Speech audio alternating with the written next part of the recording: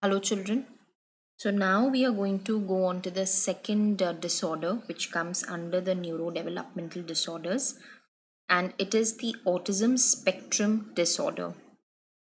As you can very clearly see it even on the slide, some of its key highlights are impairments in the social interaction and communication skills.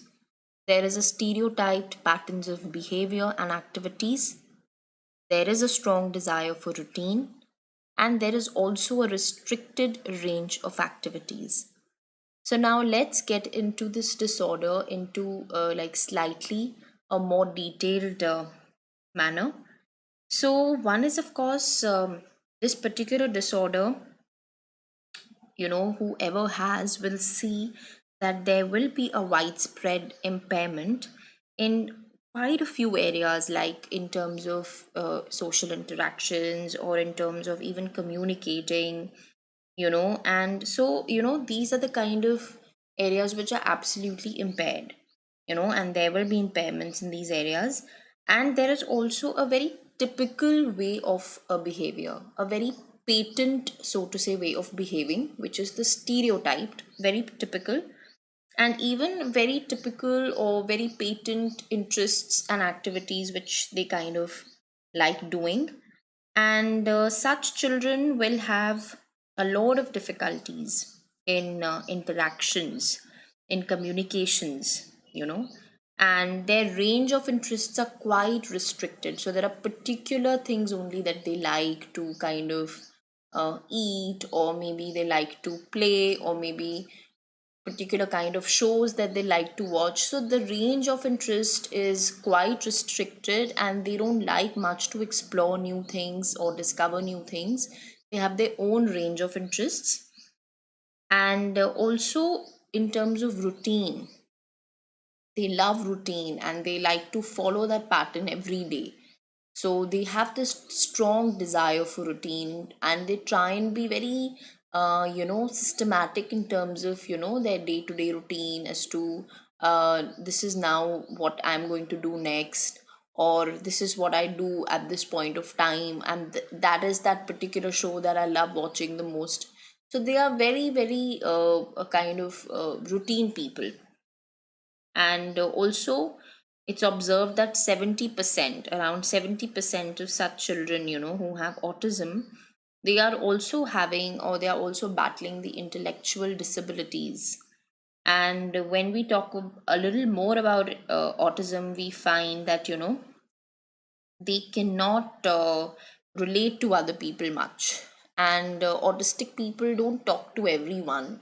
They probably open up only with that one person, could be their mother, and they do talk, they do express, but only to that one person. And they are they are withdrawn, they are like shy, they don't open up, and they will not talk to anyone else. So they do not relate to other people, and they also are not able to, in a way, initiate social behavior, and they are very unresponsive to other people's feelings. So they don't realize what they're doing, you know and they do not even relate to other people's feelings. They are not considerate or sensitive towards other person's feelings, so they don't have that kind of connect with people. And also, they cannot share their emotions, their feelings, their experiences with others. And there is also, we can say, abnormalities which are observed in the way they communicate, and of course the language that they are kind of using. And some of them who are autistic are not able to speak at all. They have difficulties in speech. And those of them who actually speak, they tend to repeat a lot. And also, there are deviant speech patterns, which means very bizarre, very weird, so to say, speech patterns are there. And their interests are very narrowed, and repetitive behavior is observed. Maybe they'll try to line up objects, or their body movements are very stereotyped. Mostly they like to rock a lot, moving back and forth like that.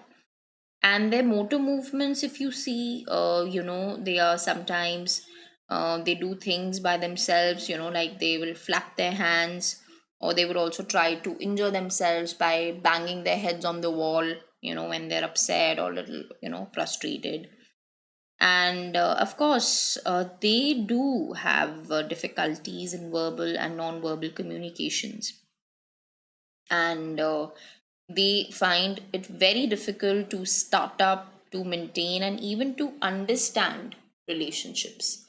So for them, relationships are not like how we handle relationships or how we express ourselves in relationships, how we feel, the comfort that we feel when we kind of share our emotions, our feelings, our experiences with others, the lightheartedness that we experience. They generally do not have that kind of connect with people.